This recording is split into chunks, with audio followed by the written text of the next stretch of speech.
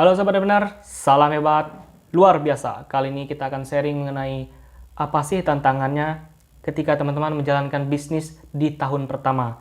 Nah, di sini saya ingin men-sharingkan apa sih tantangannya yang saya hadapi ketika saya menjalankan sebuah bisnis di tahun pertama, teman-teman. Nah, di sini saya ingin men-sharingkan, tidak bermaksud untuk menggurui teman-teman, tapi saya ingin men-sharingkan bagaimana sih tantangannya saat teman-teman ingin menjalankan sebuah bisnis di tahun-tahun pertama. Nah, jadi jangan skip video ini.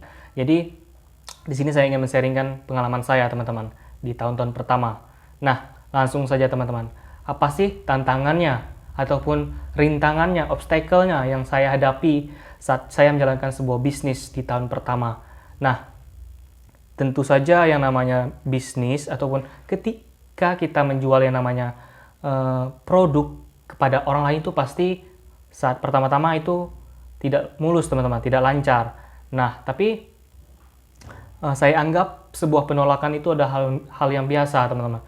Jadi penolakan itu adalah hal yang biasa, penerimaan itu adalah luar biasa, teman-teman. Nah, jadi ketika teman-teman di tahun pertama menjalankan bisnis, teman-teman akan mengalami yang namanya penolakan, hinaan, mungkin dari keluarga juga mungkin tidak mendukung teman-teman menjalankan sebuah bisnis. Tapi intinya di sini saya ingin membagikan pengalaman saya ini supaya teman-teman bisa berani keluar dari comfort zone, teman-teman. Nah, jadi intinya teman-teman harus berani keluar dari zona nyaman, teman-teman. Jika teman-teman tidak berani keluar dari zona nyaman, teman-teman tidak akan pernah yang namanya mengalami pertumbuhan. Jadi tidak ada pertumbuhan di zona kenyamanan. Nah, bisnis itu ibaratkan gini, teman-teman. Bisnis itu ibaratkan pohon bambu. Tahun awal itu tidak langsung yang namanya tumbuh pucuknya, teman-teman.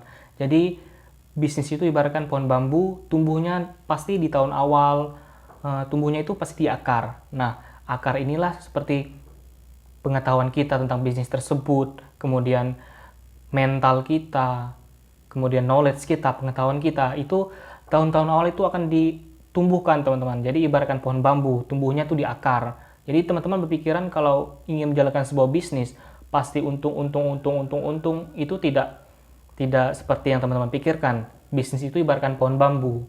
Jadi rugi, produk tidak laku, kemudian penolakan, hinaan, cacian. Nah, itu semua di tahun-tahun awal itu akan menjadikan mental kita lebih kuat, teman-teman. Jadi intinya seperti pohon bambu, tumbuhnya di akar.